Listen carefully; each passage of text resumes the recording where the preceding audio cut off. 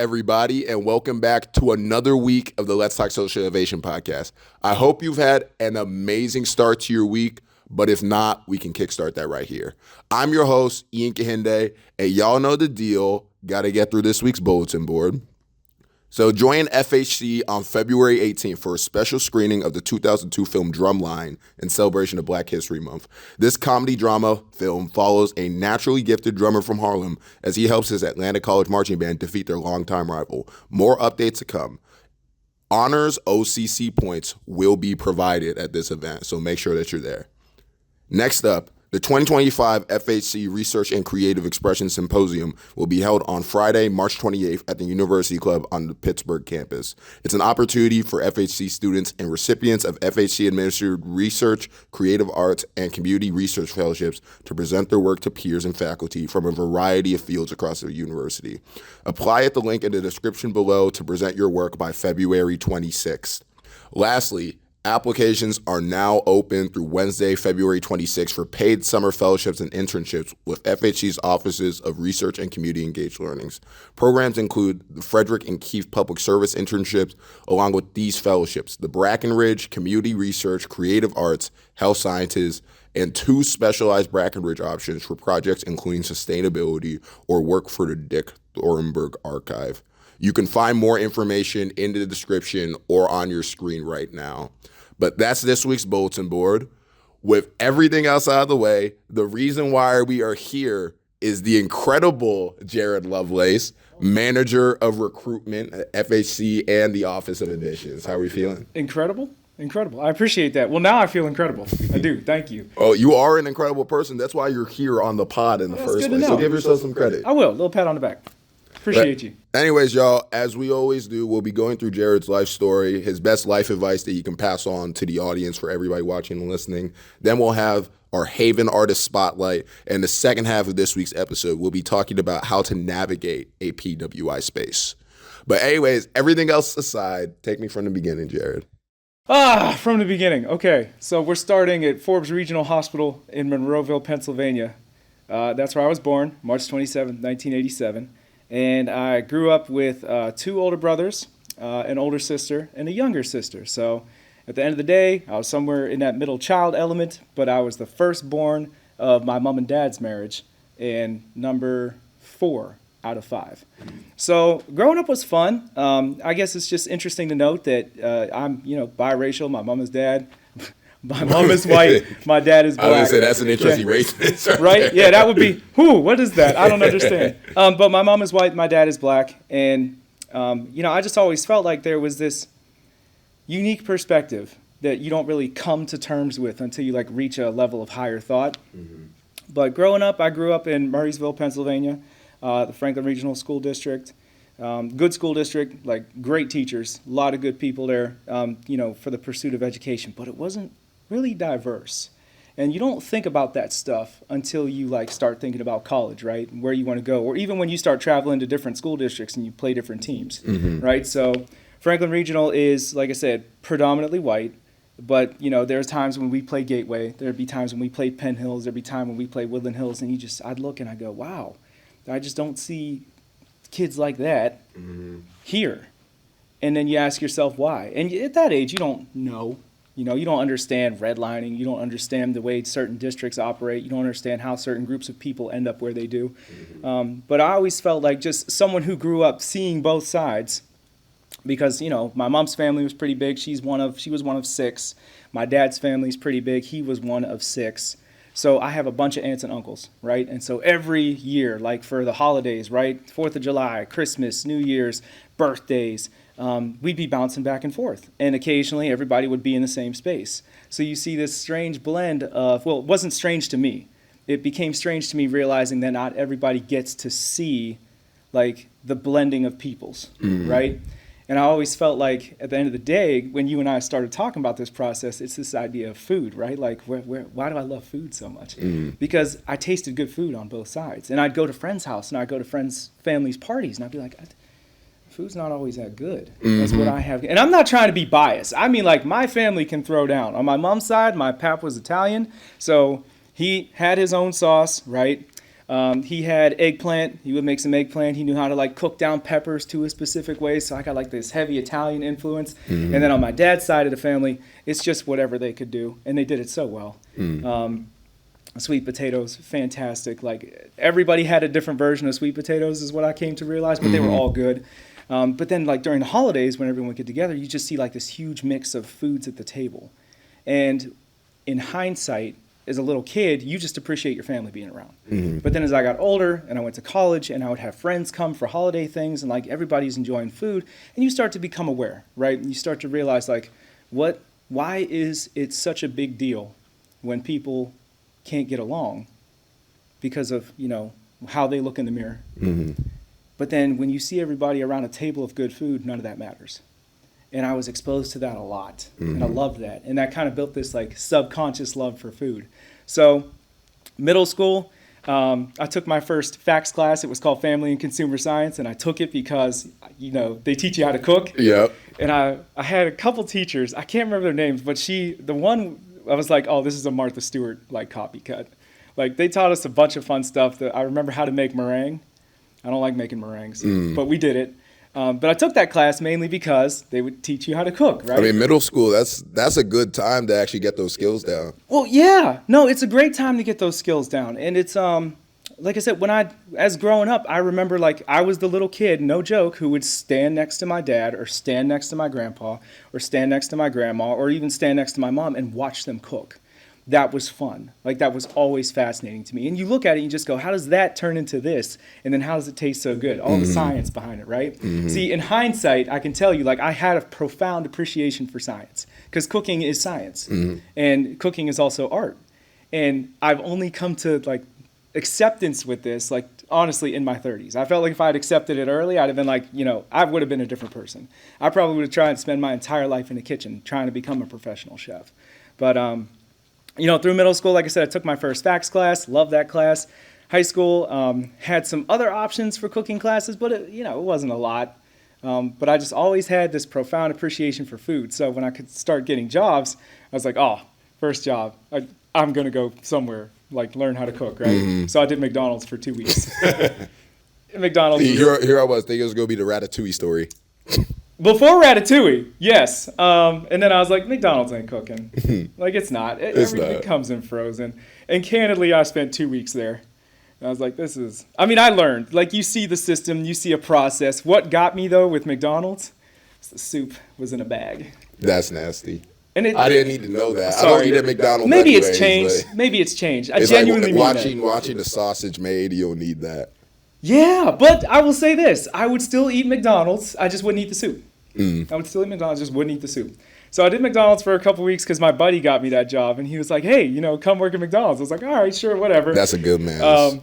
But he worked up front. They put me on the grill. So I learned how to do all the burgers and stuff and saw how the burgers were stored. And even then, I was like, I think I'll be all right. They actually left me in the training room for 4 hours.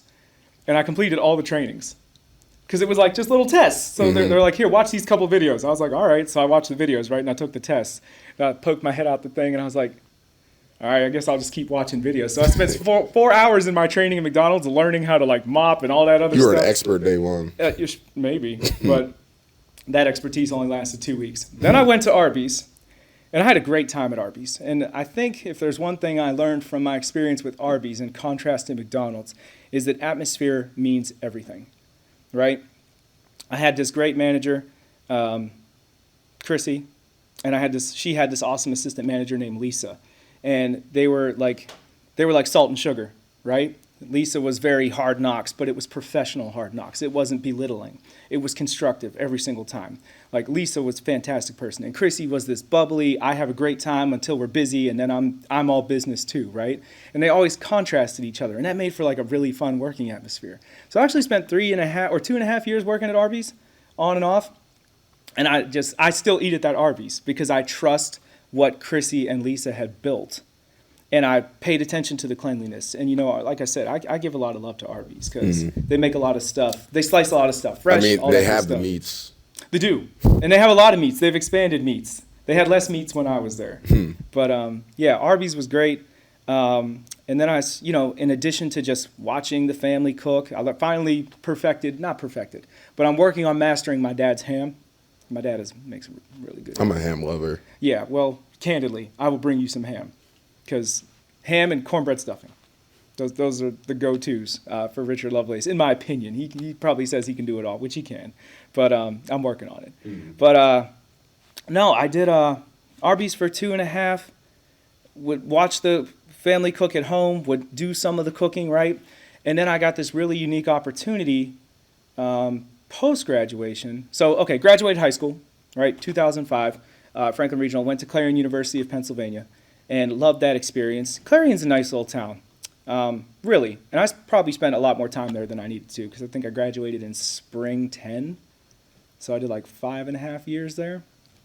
But for a school like that, you got to appreciate the people. Because if you don't have friends up there, it's just, there's really nothing else you can do. Mm-hmm. But I played rugby up there for 3.5 years. I'd work on and off at Arby's or find some type of job in between. Always came back to food, though. Still always love food.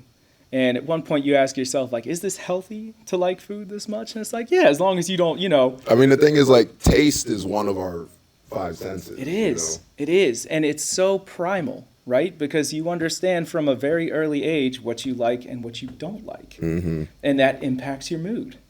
And waking up in the morning and not eating breakfast, or eating a crappy breakfast like I actually kind of did this morning, because I was like, I got to eat something or I might be miserable. Mm-hmm. I stopped and had something semi-okay. But I'm like, dang, I could have done that better. Because I've been on protein shakes recently, which decent. But, okay. Graduated Clarion, got out of the working world, or got out of the undergraduate thing. And sometimes when I talk about, like, with just the experience at Pitt, Clarion, like I said, wonderful place, great people, but there isn't a lot to discover up there, right? Mm-hmm. And if you're at Pitt, because my sister went to Pitt, we're only 18 months apart, like I just saw the atmosphere change, right? Like, I was afraid to go to Pitt because I was like, I'll get lost in the sauce. There's like probably, the big pond. Yeah. There's too much to do. And I'd be like, would I be able to focus on my studies? Because coming out of high school, I was not a great student. I really wasn't. I was in the bottom third of my class. And Franklin Regional, like I said, is a great school district. So even if you're in like the top 2/3, you're going to be able to apply to a bunch of schools, be able to have your options. And I did not have options. Like, I sat down with my high school counselor for maybe the second or third time. And I'll never forget this. She's flipping through the pages of all the students, right? Mm-hmm. So it's like, there's page 1, that's like your top, 75, and then at the back of that, okay, I'm not on that one. She gets to the 3rd page, which is the last page, and then she goes, okay. No, the is crazy. Yeah, no, I was like, okay. And she goes, well, have you ever thought about the Army? And I just kind of stopped, and I was like, first off, there's nothing wrong, truly, with being or joining the armed services. Mm-hmm. There's a lot of smart people who join the armed services. There's a lot of people who join the armed services because they want to. The way she said it made it seem like that's all I was going to say, like, that's offensive to you and the people who serve. I also think it was more just along the lines of, like, that was the times and that was the atmosphere of education, dare I say. Because you learn a lot of great skills in the Army. And what's crazy is that I grew up, first of all, like, when we just talk about heroes, right? Like, just so y'all know, everybody, it's true, but heroes, like my dad, obviously. But then some of the movies that we watch, like the movie Glory, fantastic. You ever see it? Dude. Not yet. You need to. I know Denzel. Denzel's a legend. It's a young Denzel. It's, I would assume, like a middle-aged Morgan Freeman. Andre Braugher, if you're familiar with Brooklyn Nine-Nine, dude has range, okay? He's in that movie. Matthew Broderick is in that movie. It's a crazy good cast, and it's all about one of the first organized black volunteer regiments to serve in the Civil War. So it's the 54th Volunteer Massachusetts Infantry. So that was a great movie. Then I saw Tuskegee Airmen, and at that point, as a little kid, I'm like, I want to fly planes, right? Because that was Cuba Gooding Jr. and that was Lawrence Fishburne. So another, star-studded cast. But I was like, I could fly planes. So, like, I had this positive association with the armed services, which I've come to find later in life was unique, again. But to also be someone who is black, right? And then see your people doing things, you go, I could do it. I want to fly planes. Representation matters. It does. And then my eyes So I couldn't fly planes because that sucked. So at that point, I was like devastated. I was like, okay, well, if I do, maybe I'll jump out of planes, right? It's the next best thing. I'll jump out of the perfectly good airplane and think about joining the airborne. And I didn't, because this was one of those moments in life where you have to appreciate the insight of your parents. If you have good parents, and I do think a lot of people have good parents, listen. Just try to listen. On the worst day, try to listen. Because I had that conversation with my counselor. Like I said, I kind of took it the wrong way. Like, what do you mean? Like, are you saying I'm not smart? Because that's how I read it. But I was like, there's smart people who go into the armed services all the time. So I really thought about it. And we were standing in the kitchen. So my dad has these big moments. The first thing was, don't quit. When you start something, finish it. And then when it's done, you can be done, right? But you don't quit in the middle of anything. And that was challenged when I was in middle school and I was playing midget football. And I loved football. I mean, I love all sports as long as they're like high action, right? Mm-hmm. So baseball is a little boring to me. We all agree. Yeah. And then I had a time when I thought soccer would have been real interesting, but that was a later interest. But I was playing middle school football, and for whatever reason, I wasn't enjoying it. But I loved backyard football. Like, keep away. It was just, you get the ball, you run away from people, they try to tackle you, stiff arm, whatever, you take the Heisman. But I was sitting in our front yard, and we had this old white plastic outdoor like couch. Didn't even have cushions. I don't even know how much it cost. It was maybe like $40 at the time. Like, it was real rinkety. Like, I don't know why I sat in it. But it was there, and I'm sitting there. I was like, I'm going to tell my dad today I'm quitting football. Like, I'm quitting football, Dad. So he gets out of the car. He comes down the stairs. He's like, what are you doing? We're leaving for practice in 10 minutes. I said, Dad, I don't want to play football anymore. And he goes, no, you're going. I was like, at that point, I was like, dang, I didn't have a rebuttal. I thought he was just going to be like, that's okay, son, you can quit football. But he also said, like, no, you're not quitting. You signed up to do this. You're going to finish this. And if it's done, or when it's done, if you don't want to play anymore, you don't have to play, but you're going to practice. So go get your stuff and get in the car. And that was the end of it, right? And strangely enough, I can tell you that's all I needed to hear. There was just something very subtle about this. It was a reinforcement, right? It wasn't even like challenging. I was just like, for whatever reason, I wasn't having a good time. But it forced me to change my mindset about it. Like, for whatever reason you're not enjoying football, try another reason to enjoy organized football, right? And I did. I had more fun after that. I just accepted the realities of what I was in. And if you're going to be in that situation, make the best of it, which I did. And I still enjoyed football. After 8th grade, I stopped. Deal is a deal, right? So it's nice to see that positive reinforcement from your parents to say, this is the situation, accept it, move on, and I'll hold up my end of the bargain. So fast forward to 2004, 2005, I'm getting ready to graduate. And I was like, I think I do want to join the Army. Like, I think I want to be in the airborne. I think I want to jump out of planes with a parachute because I can't be a pilot. And so I was telling him, I said, Dad, I think I want to join the Army. And he's like, nope. I was like, well, why not? See, I evolved at that point. I was asking, why not? Yep. And he goes, well, here's the deal. You're going to go to a 4-year school, and then I don't care what you do after that. But you will get a degree. And then if you want to join the Army after that, go for it. I said, okay, that works. Because I was scared. I knew where I was in the pecking order, right? Mm-hmm. I knew what my GPA was. I knew I set myself up for that, by the way. Mm-hmm. This wasn't oh, poor me. It was I know I wasn't doing well in school. Like, I loved history. I loved, like, those family and consumer science classes. Like, I liked parts of school. But as far as sitting down and paying attention to everything, just for the sake of getting good grades, I was not interested in. And that's how I got in the situation I was. But I applied to some schools. I got accepted to Clarion. I went to Clarion. I had a great time. I got my 4-year education. And I still thought about it. I never did it. I never pulled the trigger. I never joined the armed services. But deal was a deal, right? And so that was nice. Like, I appreciated that. And in hindsight, I still sometimes draw some parallels. Like, could I have not? But I will also tell you that if I wasn't going to jump out of airplanes, I was like, what's wrong with being in food in the armed services? Truly, because, like, when you think about it, some people have to cook for, like, thousands of sailors a day.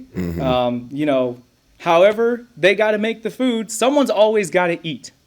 Right? No matter where you go, in whatever profession, you always got to eat. I mean, plus, if you're going to cook, you might as well get VA benefits with it. Possibly, right? But yeah, and then, so I graduated, And then I was like, I don't know what to do. Again, found myself in that situation, had a degree in history, loved history. That's what kept me going through school for a lot of times. I told you I did go back to playing football in high school. But so now I'm like, what do I do? Now, at that point, I'm like, got this degree. I'm supposed to be standing on my own 2 feet.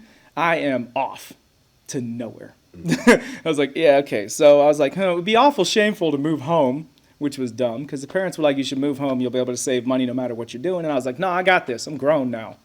So I took a job up in Clarion, driving to Dubois. So like 60 miles a day. I was making like $11 an hour. And I was still living with my college roommates and friends. And the deal was I'll pay some bills, right? And when all was said and done, I had like $175 to my name. And I was like, this isn't living. So I did that for 6 months. Then I came home. Then I got a job at a bar, right? So I went back to cooking. And that's where I was, learning how to make pizza at this point, working fryers. I had done, up to that point, McDonald's, Arby's, KFC, now the bar. So I'm learning all these subtle skills, right? And I'm still enjoying cooking. I've always enjoyed cooking. So that's why I was drawn to those things. After the bar, I think I did that for maybe about a year. One of my cousin's boyfriends at the time was like, hey, I've been a professional chef in New York City. He was over for the holidays, and his name was Ken. And Ken's like, oh, yeah, I love food. So I was glued to Ken. Mm-hmm. Like, Ken was like, you like food like that? And I was like, yeah. No, he saw me in the kitchen doing some basic stuff. And he was like, hey, I'm in this program, or I lead this program for a senior living center where we do scratch cooking. And I was like, oh, okay. Scratch cooking for seniors. Because if you've ever been to a senior living center, the food is not always ideal. It's like prison food. And we're going to get to that. So he's like, well, I'm doing it from scratch because I've shown these people that you can save a lot of money by bringing in a bag of flour or a bag of potatoes as opposed to ordering frozen biscuits or ordering instant mashed potatoes, right? He's like, that's what I'm doing. And I'm changing their perspective on these things because what I really appreciated about that experience is I come in and I still see people, in their golden years loving food. Right? They don't want to eat a lot of it sometimes, but they still love it. And I always got this joy every time. Like even when I was little and I started making eggs for everybody in the morning, right? And I was learning how to try and perfect omelets before YouTube, mind you. Okay, because I'm that generation that didn't grow up with the internet in my hand. I grew up with the internet. So I only saw what omelets looked like if I was watching the Food Network, right? Like shows like Iron Chef or whatever it may be, or Bobby Flay, whoever you want to throw down with. But that's why I was like, oh, I'm going to make this omelet, right? So little kids start making omelets. Everybody loves Jarrod's omelets. Ooh, Jarrod's great at breakfast, all that stuff. So I'm in the senior living center, and I'm learning all these techniques, scratch cooking, from a guy who spent time in France, who was a professional chef, who was like, the lifestyle burned me out. But now I'm doing this. I value it. It's a great time. Like, I want to bring you in. This is something that could be good for you. And I was like, I'll do it, right? Because, I needed some type of big kid job. So I took that job. I worked with Ken. There's a really great guy. His name is David Farbacher. And when we first met in the first 2 weeks, he was like, my claim to fame is LeVar Arrington face masked me in high school. And that was his sports claim to fame. And I was like, okay, yeah, good for you, Dave. And LeVar Arrington was no joke if you've watched him play football. So I was like, all right, Dave. So now you're cooking. He's like, yeah, I've been working in restaurants my whole life, this, and that. And he has credentials. And that was also so interesting about the cooking world is when the Food Network had come up and there were guys like Bobby Flay, right, and Anthony Bourdain, and you learn that they don't all go to these professional institutions. They become professionals by starting washing dishes, right? And then they're working in restaurants, and then they bounce between restaurants. And you ask yourself, how does that learning translate? It's because you're practicing the skills every day, but then eventually you start to get bold or brave and you branch out, right? And I was just like, oh, I relate to those guys because I think they're smart. I don't know anything about their credentials, but I just know that their work ethic got them to where they were, and they did it with food, right? And I was like, I have a degree, that's exciting. What am I going to do with it? I still don't know, but this is fun, and I've always loved cooking. So I keep going. I'm working under Dave. I did that for about a year. Learned a bunch. And if you ever check him out on Instagram, I think he's managing 3 or 4 restaurants right now. He's revamped menus. He's got all those professional credentials, and he did it by just working, right? Just working in food. And I was like, maybe that's going to be me someday. And it wasn't. And that's okay. Because I also learned working under him, like passion is so important, but so is the time that you want to put in. Like 100%. And to anybody who figures out what their passion is, coupled with the time they're willing to put in early, like I just You can feel go like anywhere. you can. I just feel like you see results. And when I was in college, like I said, I loved football. I didn't always enjoy playing organized football. But when in my second year of school, I was like, I got to do something because I'm feeling round. Like I looked in the mirror one day and I was like, oh, that's not great. What do I do? And there was this email that popped up. It was like, come meet the rugby team. So I was like, okay, I'll go out. I'll meet the rugby team. I've seen rugby on YouTube. It looks like the backyard football that I used to love playing, right? So I ended up playing rugby for 3.5 years, and I discovered that rugby was a passion. I got real into rugby. Played, like I said, for 3.5 years. I started coaching at that point. I actually coached in between, like, working for restaurants. Like, when I graduated school and I didn't have, like, a full plan, I just knew to stay busy. So at one point I had 3 jobs, right? It was Fox's Pizza, it was GameStop, and it was working with the Senior Living Center, Juniper Village at the time, doing all that scratch cooking. So I was just busy. And that grind just kept me going, right? And what you realize is that I was putting out a lot of energy because I was also going up to coach rugby at Clarion.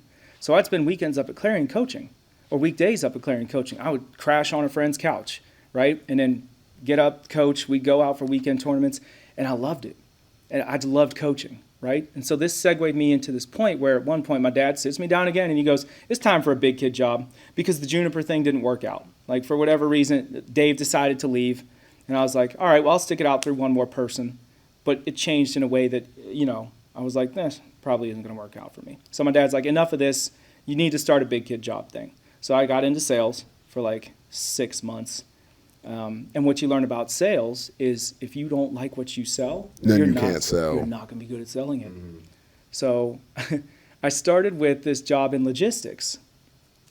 And this is where I can tell you that you appreciate everything as a learning experience. I think at this point I've come off like there's a lot of learning to do, but the actualization of that happens at the weirdest of times. So I'm in this job in logistics, and what I loved about logistics was you'd be surprised how much and what moves on a truck. The science, the collaboration, the free market of what moves on a truck. Because when I was in logistics, I think it was like over half of the 18-wheeler operation, if you will, is individual owner-operator. So it's actually not operated by like this one corporation that owns 60% of the market in trucking, right? Mm-hmm. The majority of the market is individual owner-operators. So there's a constant back and forth about prices based on mileage, based on gas, based on what's called deadheading. If there's nothing on the truck, that costs the owner-operator. So you're constantly going back and forth about what it's going to cost to get this to that. And that was incredible. I was like, this is a world that nobody understands unless they're in it, and yet it is what everybody is built on. Because if things stop moving on trucks, you can't get what you need, flat out, right? Because everything moves on a truck. Mm-hmm. And if it hasn't yet, they're going to try and get it on a truck. So I do logistics, and I started to get the hang of it, but I really didn't like it, if I'm being honest. I loved the learning experience. That's what kept me going, and I was still coaching rugby. So I was like, all right, I'm done with logistics. I'm going to try something else. And I always liked my teachers. There's only like one teacher who I did not, for whatever reason, get along with, and that was in 5th grade. But all of my teachers, truly, were fantastic people. And I was like, all right, well, why not education, right? I've done it before. So I went back to Clarion, and I was like, hey, what's going on? Like, can I help recruit for the school that gave me the things that gave me, like my education and all that? I applied, never got called for an interview, was sad. All right, whatever. And then I took a job with what was called EDMC, which used to operate several different online schools and a brick and mortar school. South University was one of those schools.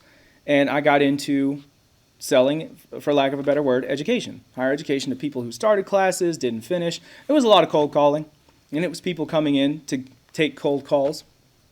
And that was interesting because some people are really excited about getting back into school, and some people are like, all I did was click something, man. Mm-hmm. It's like, I'm sorry about that. But do you want to go back to school? And they're like, no.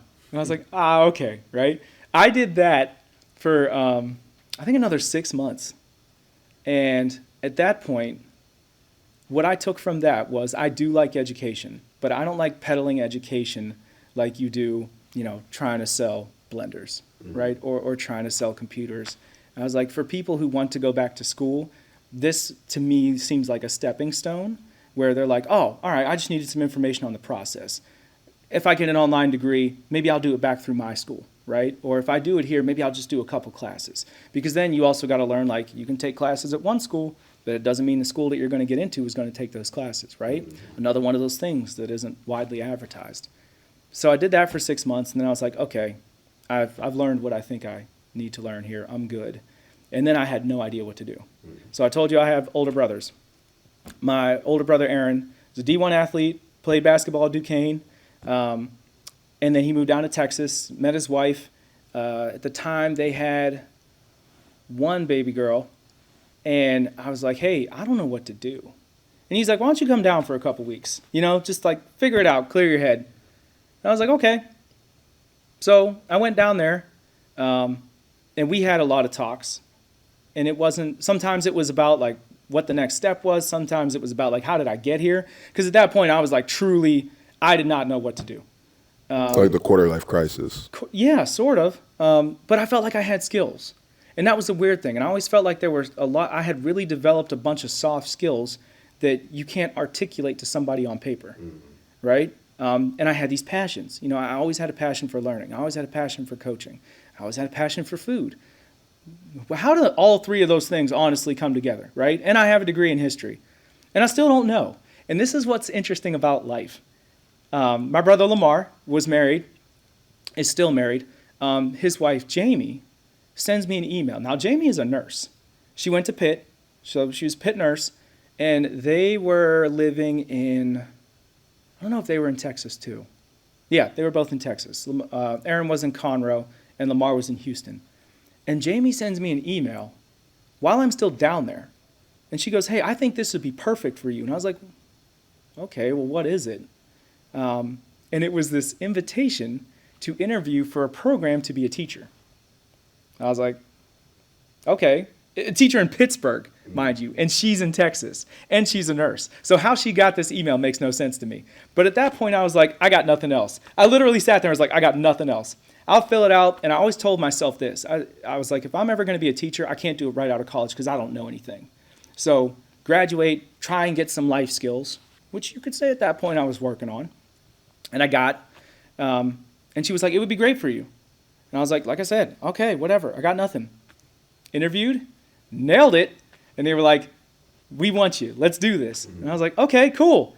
And there's still lessons in life that you have to learn, and even when you think you've learned them, sometimes you drop the ball. You forget to tie your shoes, you trip on your lace, that's on you, right?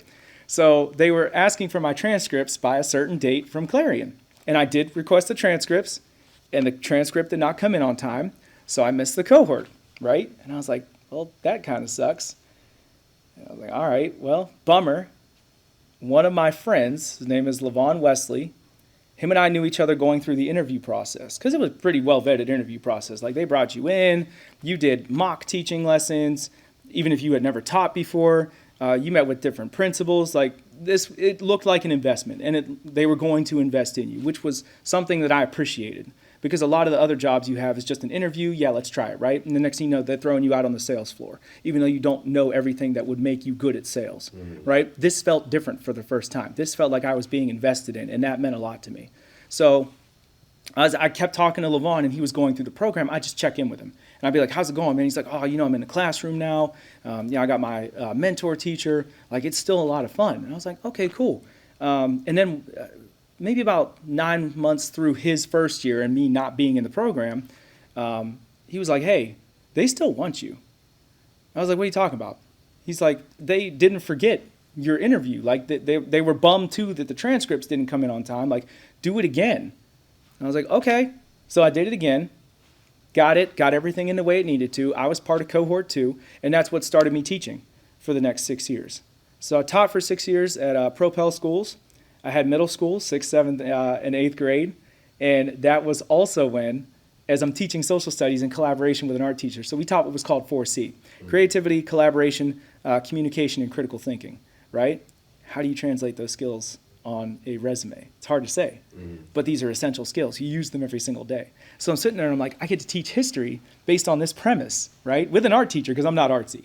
I'm not. I can't paint anything in this room. Like without, like the walls would be white. And if I had a classroom, I'd have some maps up and I'd be like, look at this art.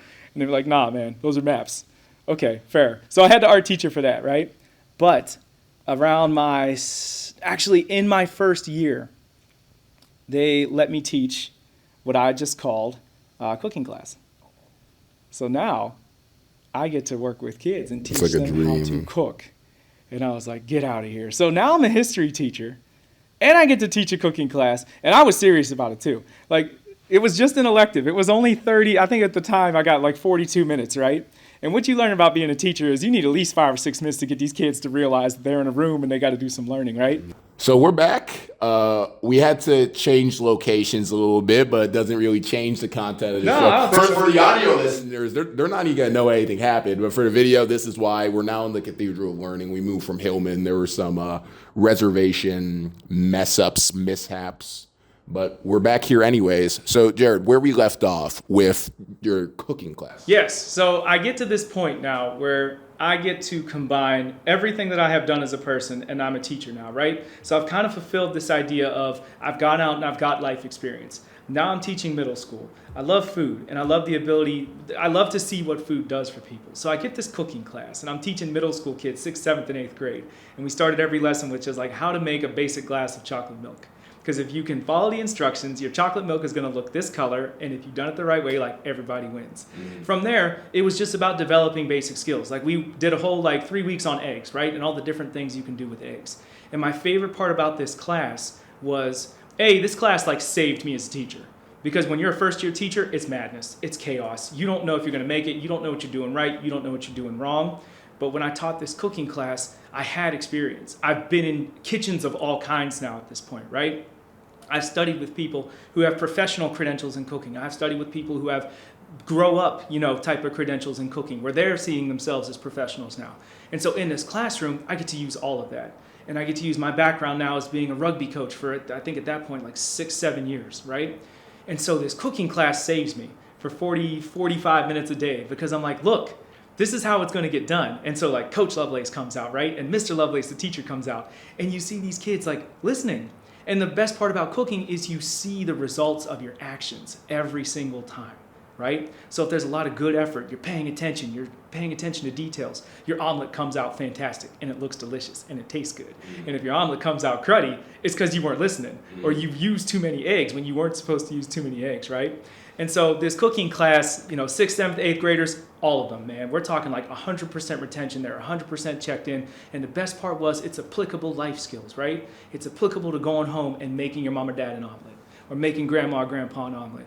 And it's this translation of food and the relationship that food can build with people. Because I don't know about you, but I've never been to a place uncomfortable that has good food. If there's good food, take me back. How do I get back? Who's there that time? I don't really know or care. I know that they appreciate good food, and that's why they're here, and that's why I'm here, right? So that's what that class did for me. And I taught that class for 6 years, and I eventually ended up doing it with a co-teacher as well, our science teacher. And this is also a Propel where I meet my wife. So this is where I meet Jillian. And she always says it all the time because she's like, oh, you just have this confidence about you when you're in the classroom. And I was like, well, which classroom? Because if it's the classroom that I think you're in, I'm like, that one's a little bit better. At that point, I've been teaching for 4 years. So if you survive year one, I think as a teacher, if you survive year one, that's just I'm running around, chicken with my head cut off, don't know anything. Year 2, you figure out what your classroom is supposed to feel like. And by year 3, you start to apply content. And then in year 4, you're content, classroom management, all of this is making sense. So that's why it's the rule of threes with teachers. If you can make it 3 years, you're good to go the whole time. And this is where life changes for me because I'm teaching, I'm going into what would be year 6, not even. Well, COVID happens, right? So now everything stops. And everything stops, and we're not doing cooking class anymore. Everything's being taught online. Big game changer. And my mental health went down, hard. I think a lot of people's did, if I'm being honest. It was a sink or swim moment. It was. And that's actually a really good way of putting it because I have Jillian now, and we move in together. And I am not an impulsive person. I do very few things on impulse. I'm very calculated, the best I can be. My calculations aren't always right, but that's like what happens when you are growing up, a bunch of siblings. Technically, as one of the middle children, like, you know, you got to be calculated to an extent. But with Jillian, I move in on an impulse because the idea was, you know, COVID's taking people out, right? And I'm like, well, I was just in a school, not taking any of that home to my parents. I don't know. So I can take this impulse to move in with Jillian. And our relationship grows sometimes out of necessity because now here's two people living together trying to figure it out. And I'm like, dang, right? So I get to Pitt because Propel teachers decided to organize. Mm-hmm. And like I said, there's a lot of good people at Propel. Our school was phenomenal. At one point, statistically, we were one of the most diverse schools as far as teacher population. Like the population of teachers looked like the students, right? So Team Light Skin here, all right? There are light-skinned students in my building who see a light-skinned teacher, right? When I'm in high school, I have one teacher who's black, and he's a gym teacher, right? So this building now has teachers of all shades, of different cultures, and the students relate, and it's just a wonderful symbiosis, right? But it all ends because of COVID. So the mental health goes down. And at one point, I'm just like, Jill, I don't know what to do, because we're going through negotiations for the teachers union, and I've always loved Pitt. Like I said, my sister went to Pitt, my dad went to Pitt, I had a cousin who's actually now here playing football at Pitt, Jarrod Lovelace, and I was just like, looking for jobs, right? Not because I wanted to leave teaching, because everything around teaching was driving me insane. COVID was driving me insane. The teachers' negotiations were driving me insane. We get this year back, and it's like, what's going on with these kids? Everybody's got to readjust to the world. And I'm sitting there, and I'm like, Jill, I just really don't know what to do. And she was like, listen, just don't, like, for the lack of a better word, just don't be miserable. Like, take a shot. What's the worst they can say is no, right? And I was like, yeah, but it's Pitt. If they say no, how am I going to feel if they say no? But I interview, and they don't say no.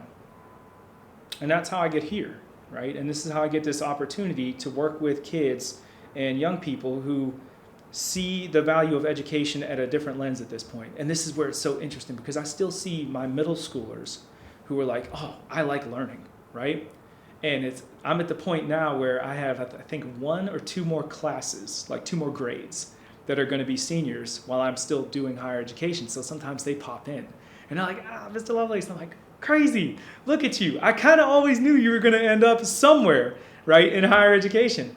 But I say that to say, this journey that I'm at right now, and if I'm like offering advice, is you never give up on your passion, no matter what it is.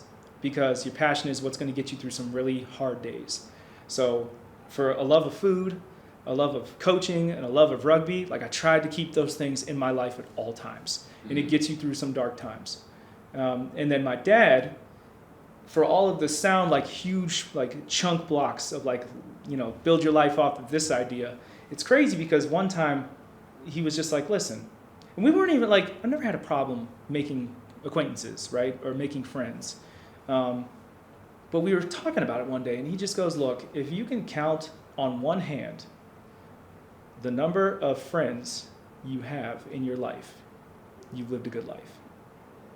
And I'm just like, oh. So if you can count on your hand, if there's one good friend you have in your life, you've lived a good life. And I'm like, dang, that matters, that's right? Real. And how do you get good friends? You cook good food. I see how it all comes together now. Yeah. But no, like that's really it. And it's, like I said, it's crazy when I get opportunities to talk with you or just reflect on my life as a teacher, as a person, because a lot of these things, it's not like I've known these things for years, right? It comes with hindsight, with self-reflection. And you also got to be willing to self-reflect. Things that you've done well, things that you haven't done well, things you know you can't do anymore, right? Or things you know you shouldn't do anymore. Self-reflection and being in a good mindset to do that is like, it's life-changing. Like, it really will. It will send you in a different perspective. It will put you in a different light as far as where you think you're valuable and how you think you can do things well. Because I've just recently started the whole therapy journey, right? Jillian, we're married now. But she is like, oh, I've been in therapy 10 years. And we do couples therapy and love it, right? But I see sometimes, and I feel like the little kid in the room, because she knows where our couples therapist is going, and so she'll talk and articulate, and I'm sitting there like, this is completely foreign to me, right? But when you look at the reflection of learning and being open to learning in any situation, it's meaningful. A lot of things become meaningful when you are willing to sit there and not pretend to be an expert. That's real. Y'all, he's putting you on game. Please take this to heart. Please take this to heart. It's just true. I mean, I have a teacher, right? So I got these good teachers. And I had a really good teacher in high school, Mr. Fielder, who taught our U.S. Government Econ course, right? And I still talk to him today. And he gave me this book it's called The Death of Expertise, right?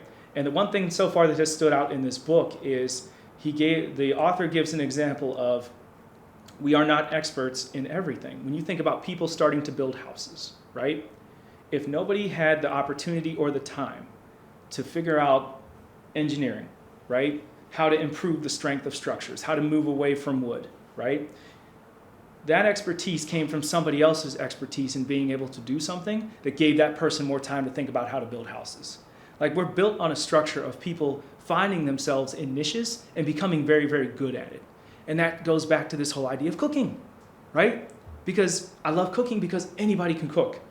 And I can't even take that quote. That comes from Ratatouille. Yep. You know what I mean? But anybody can cook, right? But if anybody can cook, then truly anybody can work at being good at something. It's just whatever that passion is. Some people have a passion for cooking. Some people have a passion for engineering. Some people have a passion for teaching, right? And you want those things for people.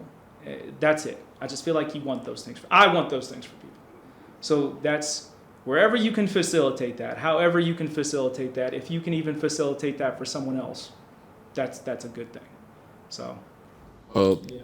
That's great advice, and I think this is a good segue to get into this week's Artist Spotlight. So for this week's Haven Artist Spotlight, we'll be highlighting Mr. Doctor, their new single, Go.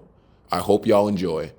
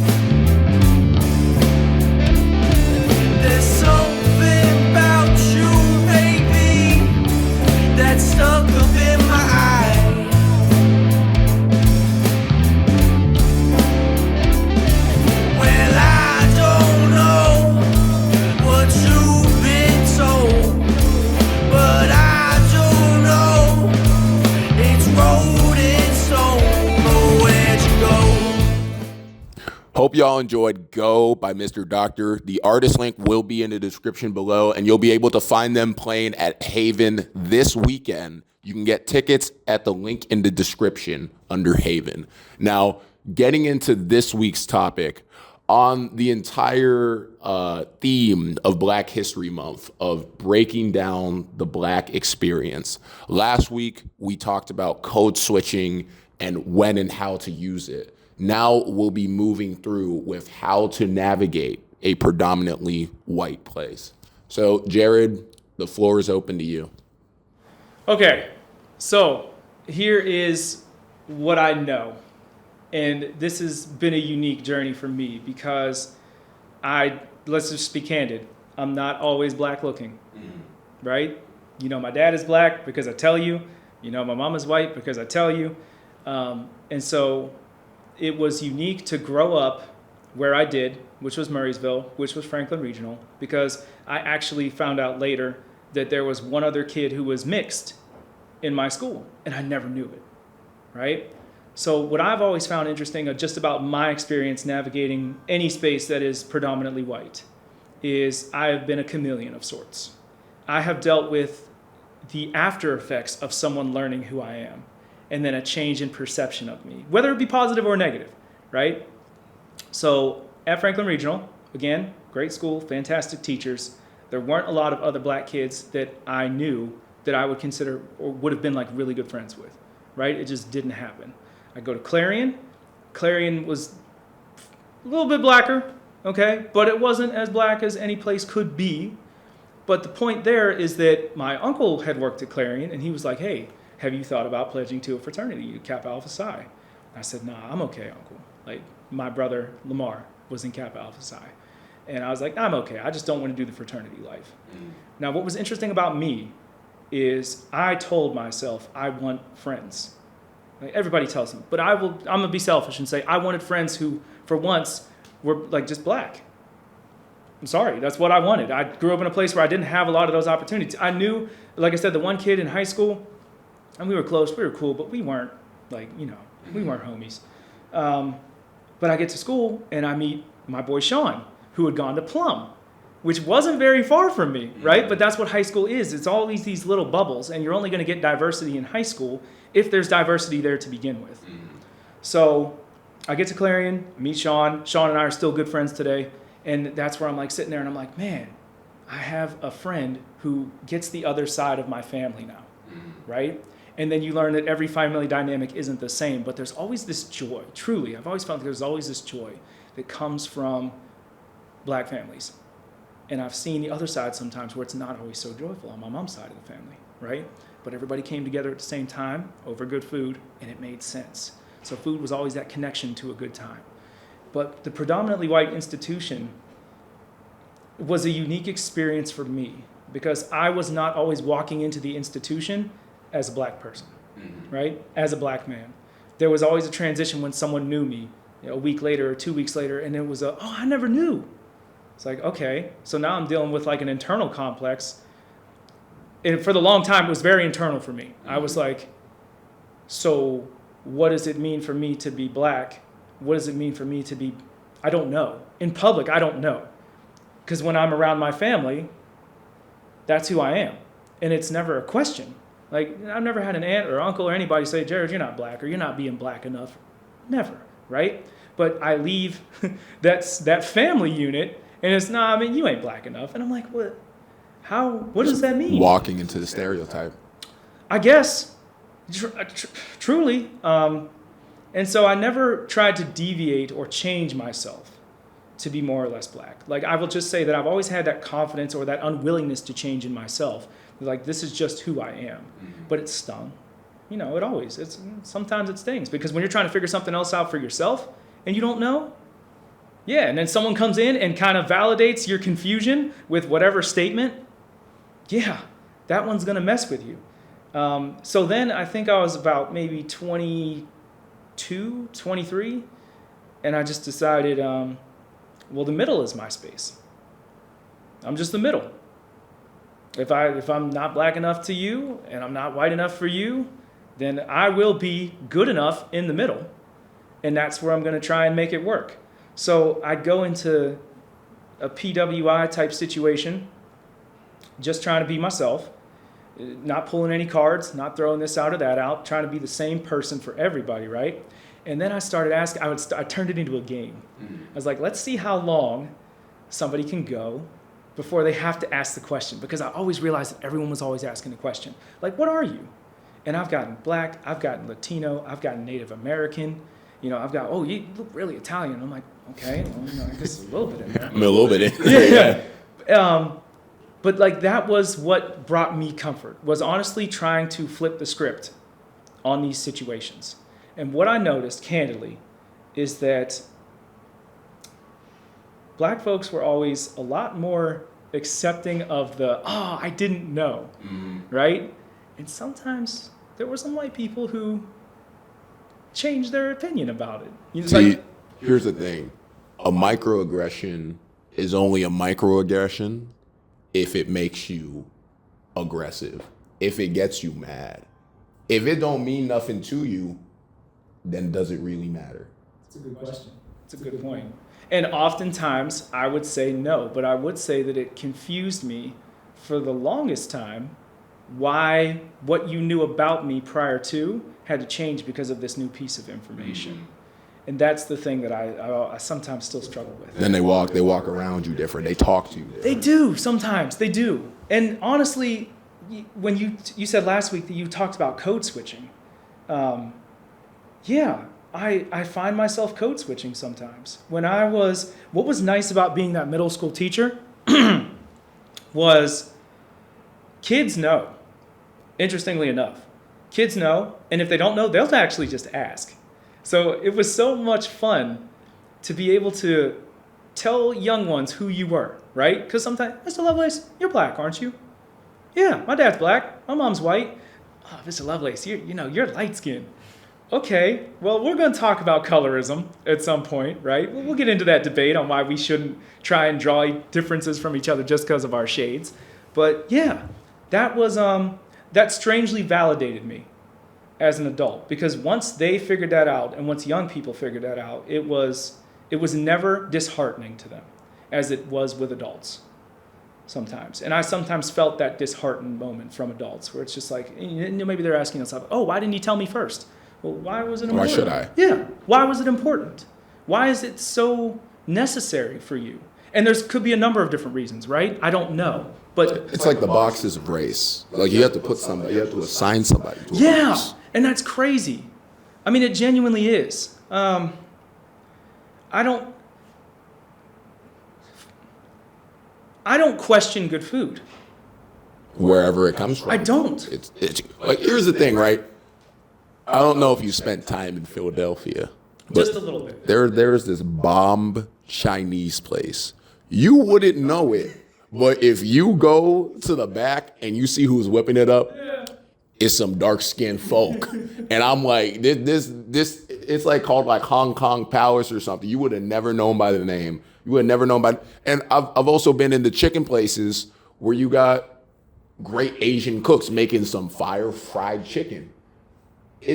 Food is a great way of mixing culture. You have to learn it. And then you can apply it better than even the people you learned it from. And so why are we so willing to accept good food, right, from anywhere? Not caring who it comes, what hands prepare it, right? But we don't see that in a similar light. The irony with people. Well, I'll tell you right now, my favorite as a graduate with a history degree, and as a teacher, and as the person I am now today, I always go back to this one phrase when I think about our country. And it's America's greatest export is irony. Outright. Maybe it should be a book. I'm not going to write it. But it's just America's greatest export is irony. Food translates all these things. It just transcends all these other issues. If the food is good, take me back, right? If the food is bad, I don't think I'm going to go back. But I might. If someone else says, give it another shot, sometimes you go back, right? You still got to figure it out for yourself. It's like the rule of threes. But food has no boundaries. And like in PWI places, in places where there's cultures everywhere, food has no boundaries. And that's where I kind of found my niche, right? I always had this weird confidence and this understanding that food is good. And if food is good somewhere, you go where the food is good. And if you can be someone who sits down and eats good food next to someone else who's sitting down and eating good food, you might not know it, but as long as they're just not like stuffing it into their face, it's really easy to start a conversation with someone. It really is. And I've always valued that. I love good conversation. And good conversation always happens around good food, no matter where you are. Cafeteria, right? Lunchroom, anywhere. Food is good, sit down, talk to somebody. You'd be surprised. And maybe you already know, but when I had to navigate PWIs, I always looked for food. I just did. And if I wasn't playing my little game of how long does it take you to figure it out, then the opposite side of that was, well, where can I just find ways to bring good food? And I'm not talking like cookies. Like I said, I'll talk up the food and I'll be like, maybe I'll bring something in, And then you see smiles. Good food brings smiles, no matter where you're at. So before we close out of here, I have one last question for you. As a teacher, I understand that the space of teaching is dominated by white women. How did it feel being representation of being a black man in a space dominated by white women? How did you carry yourself? And in fact, did you feel as though you had to act differently because you were the only one? That is a great question. My first principal who chose me, like I said, I went through like a very, very well vetted process to be a teacher, the 18 months of training. But my first principal was a white woman, and she was great. And then our second principal, we had a lot of principals that were white women, actually. Our building went through, I think, 5 principals it's like 4 principals in 5 years or something like that. But to answer your question, when I talked about our building being diverse, there actually were not a lot of white women. My co-teacher was a white woman. My principal at one time was a white woman. It started to shift. I felt a burden sometimes, but it wasn't difficult to be myself, because those kids would come in, and for maybe the first time, they're just not seeing a white teacher, right? So there's a little shock value. And then they realize that teacher might also not be white, because they don't immediately see, unless they're light skinned. Because I don't know, team light skin, we kind of, I don't know. Y'all got the Maybe it's a vibe. Yeah. But in my first year teaching, it was me and another one of my cohort members. So we became 2 black males in the building.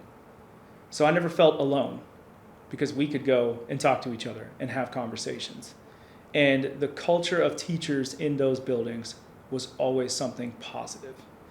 I never felt a burden to do more than be myself. And what I meant by that was, as I went through the training, one of our teachers, like one of our professors, was like, the most important thing you can do for kids, because I only took it from the perspective of kids. If I'm being honest, like, I put so much time into those kids. Welcome and safe. Make your kids feel welcome, make your kids feel safe. And 98% of any of your disciplinary issues fade away. And that was 100% true. But I also realized that at some point when I locked that down, there were, young black males who just sometimes had questions that they weren't going to ask their white female teachers, right? And if they didn't ask me, then they would go and ask my coworker, Mr. Jones. And then we come back and we talk about it. And so being in that position was incredibly meaningful. I don't know if I felt pressure as much as I just felt a responsibility to truly just make sure you felt welcome and you felt safe. And if you were one of these kids who never saw somebody in this role before, I was going to set a good example for you. I set a good example in my speech. I set a good example in my presentation. I never felt challenged, like I was under a microscope. But I did feel like sometimes, oh, you can handle this. You should be able to instantly relate. And that's not always true either, because little kids still have mindsets, right? They still have a business about themselves. And sometimes you might naturally not vibe with a student. But between myself and Mr. Jones, we were able to work out a lot of safe spaces for a lot of students who probably never got that vibe before. Not because, being a white female teacher is challenging in a school that, doesn't have a lot of young white students, right? The inverse is sometimes it can be tough for them too. But if you're a young black student and you have black male teachers, if you have the representation, if they can see themselves in you in any way, shape, or form, and it's just easier sometimes, it goes a great way and a long way towards relationship building. It goes a long way towards building trust in a lot of things, right? In what you're being asked to learn and how you're being asked to apply yourself. That felt different sometimes, because you do. There is a connection that forms between black male teachers and black students. There is a connection that forms differently between black students and white teachers that are male or female, right? I did see it. I don't know how to quantify it, but it was there. And as our building became more diverse, it was interesting to see, because it was 1, 2, 3. At one point, there were 4 black male teachers in the building. And I was like, this is insane. Truly. I was like, that's crazy. And we had at least 2 black female teachers, I believe. Yeah. Between 6th, 7th, and 8th grade. Like, the representation was there. And the vibes were different. And our principal was phenomenal. I can't give enough credit to Laura Soder, who was our principal at the time, because she understood that too. And she would have candid conversations with us. She's like, all of us, right? She was like, there are avenues I know I can't get to, but I know that you can. I'm not going to impede that. It takes an incredible leader to be able to admit there's things they can't do and acknowledge that there are people around them who can. So it never felt contentious. Sometimes it felt like a tremendous honor, and sometimes it felt like just days where you're like, I'm teaching, make them feel welcome and make them feel safe. I think that answers your question. I appreciate your input. Yeah. Now, before we get out of here, is there anything else you want to get across to our audience? Y'all should keep asking questions. And don't ignore the value of listening. Never ignore the value of listening. It's interesting to see media change today, where I guess a lot of people are interested in podcasts, and they listen to podcasts, and they go to TikTok, and they go to YouTube, and there's this element of social media that makes people honestly probably feel like they're represented, and that's why news seems more relatable. But at the end of the day, just be willing to listen. I mean, there are things that are going to sound crazy sometimes, but just listen.